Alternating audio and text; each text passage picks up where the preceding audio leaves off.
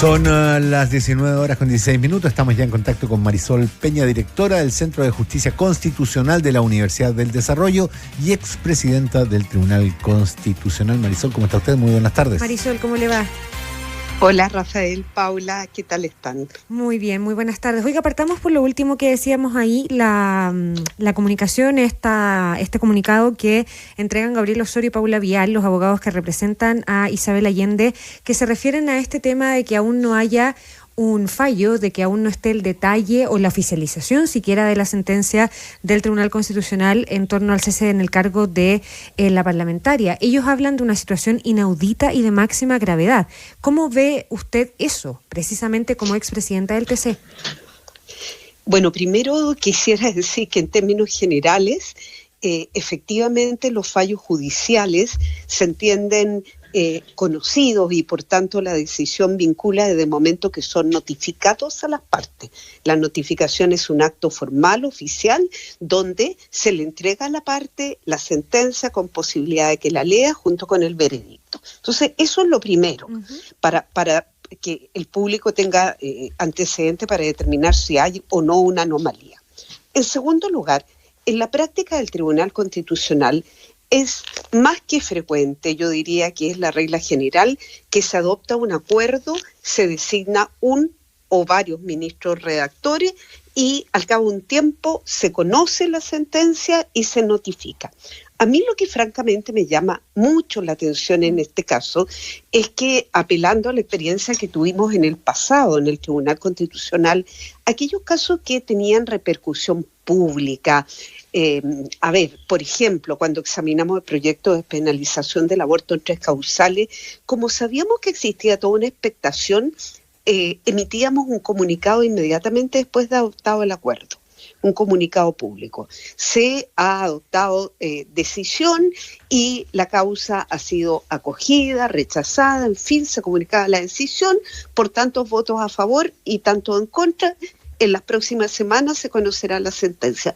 Eran simplemente 2 párrafos, pero una forma de informar a la ciudadanía sin vulnerar este principio básico de que la notificación a las partes es lo primero que debe ocurrir. Ya, aquí lo que los abogados dicen, Marisol, es que critican que se dé por cierta una sentencia de acuerdo sin que se haya conocido su texto ni sus argumentos, porque también uno entiende que en los argumentos hay elementos que se le entregan a la defensa y elementos que se le entregan a los requirientes que les permiten llevar adelante incluso en ciertas instancias otras acciones. Y lo otro, usted comparte este calificativo de máxima gravedad y de situación inaudita, ¿y de quién es responsabilidad, si es que la hay? A ver, respecto de lo primero quisiera aclarar que desde el punto de vista constitucional, las resoluciones, las sentencias del Tribunal Constitucional no son objeto de recurso alguno. Entonces, también quisiera bajarle un poco el tono a las declaraciones de los colegas Osorio y Vial, en el sentido de que ellos no necesitarían urgentemente conocer hoy día mismo las razones o los fundamentos del fallo, porque no pueden apelar ante ningún otro órgano. Perfecto. O sea, eso es lo primero. Pero qué duda cabe que, como he tratado de reflejarlo en mi primera respuesta, aquí hay algo, llamémoslo así, extraño, porque todo parece indicar que se ha producido una filtración. Alguien contó. ¿Y quiénes eran los que podían saber cuál había sido el veredicto? Las personas que participaron en el acuerdo. Entonces, inevitablemente creo que aquí se levanta un manto de sospecha, no solamente sobre los ministros que estaban ayer en la sala de pleno del tribunal adoptando ese acuerdo, sino que también había funcionarios, relatores, la secretaria. Entonces, la verdad es que es un tema bien complejo y creo que nos hace mal a Chile como que este tipo de filtraciones, las instituciones, como ha ocurrido con el Ministerio Público, se estén generalizando. Yo hubiera preferido que se hubiera seguido la práctica que teníamos en el antiguo tribunal, que era dar a conocer un comunicado de prensa muy sencillo y claro.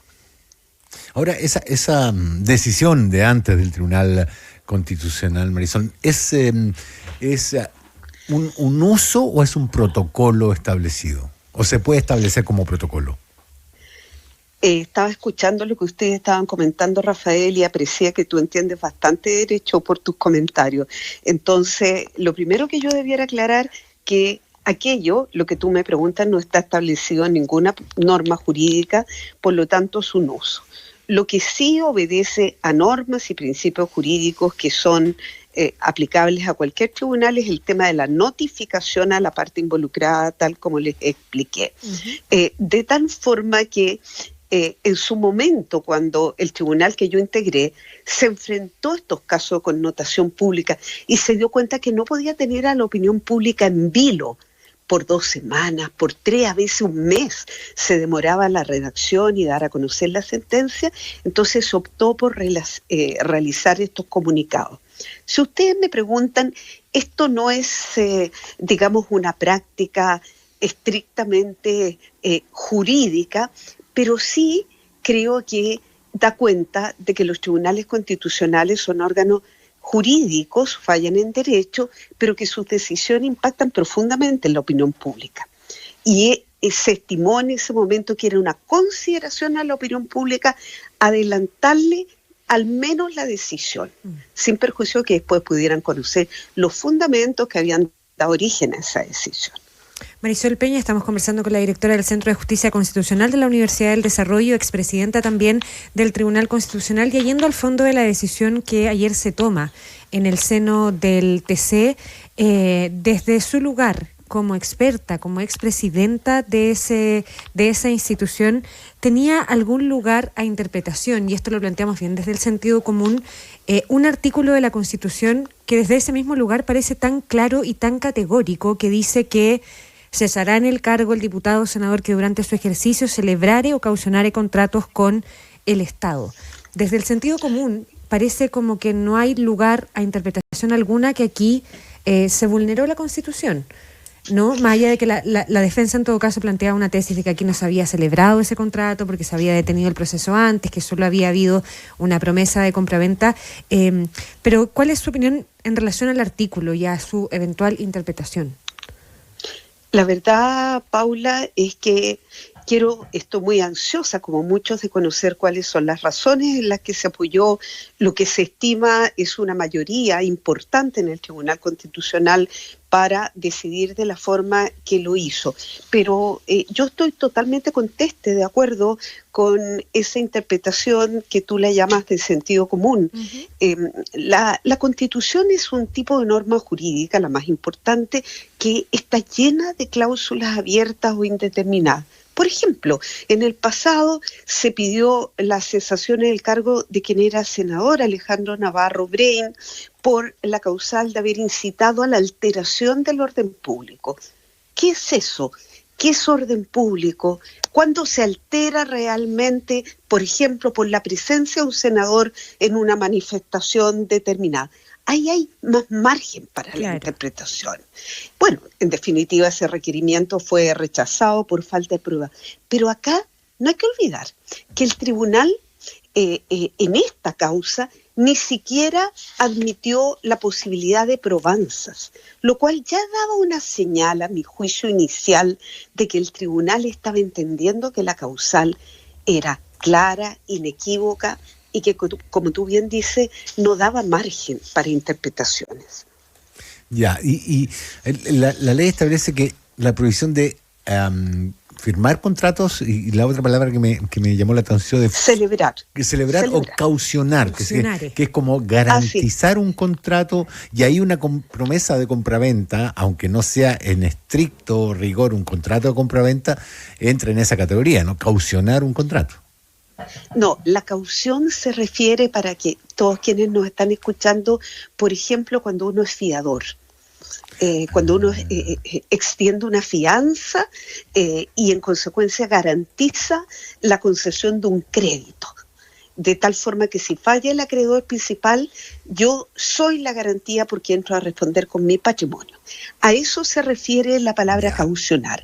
Pero en el caso de un contrato o compraventa, no estamos hablando de la promesa, porque la promesa genera una expectativa de derecho, pero al mismo tiempo una obligación de hacer. ¿Cuál es la obligación de hacer? Que, en definitiva, las partes cumplan con las obligaciones que se han comprometido en la promesa, reunir los documentos para los estudios de título, tramitar el crédito hipotecario, a fin de que pueda firmarse propiamente el contrato de compraventa. Entonces, a lo que la Constitución se refiere es directamente al contrato compraventa, que en términos simples es el acuerdo del comprador y del vendedor sobre el bien y sobre el precio. Marisol, ¿ve usted por mucho tiempo en Chile, lo conversábamos con Rafa al principio del programa, hubo toda una discusión, controversia en relación como a la legitimidad incluso del Tribunal Constitucional? Se hablaba del Tribunal Constitucional como una tercera cámara por el voto político y por el domicilio político de sus miembros, ¿no? La votación de ayer, lo que ha trascendido es que fue de 8-2, o sea, mucho más allá de una mayoría coyuntural, y han salido algunos diputados del Partido Socialista a criticar a algunas ministras, a Daniela Marcia, Nancy Yáñez, Alejandra Pej y María Pía Silva, que son de un domicilio político de la izquierda, que fueron nombradas, dos de ellas por el presidente Gabriel Boric, que hayan votado en contra de la senadora Isabel Allende. ¿Se retrocede ahí en esa discusión y en lo que ha mostrado su juicio el Tribunal Constitucional en los últimos años en relación a eso del voto político de sus integrantes o no? Yo lamento mucho las declaraciones de esos personeros del Partido Socialista, porque las leí y me produjo la sensación que introducen una tremenda confusión en la ciudadanía. Porque efectivamente hay ministros del Tribunal Constitucional, particularmente son 7 de ellos que tienen un origen, entre comillas, político, claro, porque son designados o por las cámaras del Congreso Nacional o por el presidente de la República libremente. Y solo 3 lo son por la Corte Suprema. Pero de allí a decir que un ministro tiene domicilio político es no entender la lógica, cómo funciona un tribunal constitucional, donde lo más importante es que los jueces constitucionales cumplan con lo que se llama el deber de ingratitud. Esto significa que cuando a uno lo nombran, uno se olvida, digámoslo así entre comillas, de quién lo nombró, y no entiende que quede hipotecado por la fuerza política, por la autoridad o el órgano que lo nombró. Muy por el contrario, se espera que un ministro designado después de un proceso, ¿verdad?, que en el caso de las cámaras de Congreso es un proceso deliberativo, ejerza su función con la mayor independencia posible y que no esté atento a contestar el teléfono, la llamada, ¿verdad?, de quienes lo nombraron para ordenarle votar en cierto sentido. Por lo tanto, lo que quiero decir que ofende al Tribunal Constitucional ese tipo de declaraciones porque no se apegan a lo que se espera de un juez constitucional. Marisol, muchísimas gracias Marisol Peña, directora del Centro de Justicia Constitucional de la Universidad del Desarrollo y expresidenta del Tribunal Constitucional. Muchísimas gracias por el tiempo que nos ha dedicado acá en la prueba de ADN. Gracias, Marisol. A ustedes por la invitación, que tengan buena tarde. Igualmente. Buena tarde.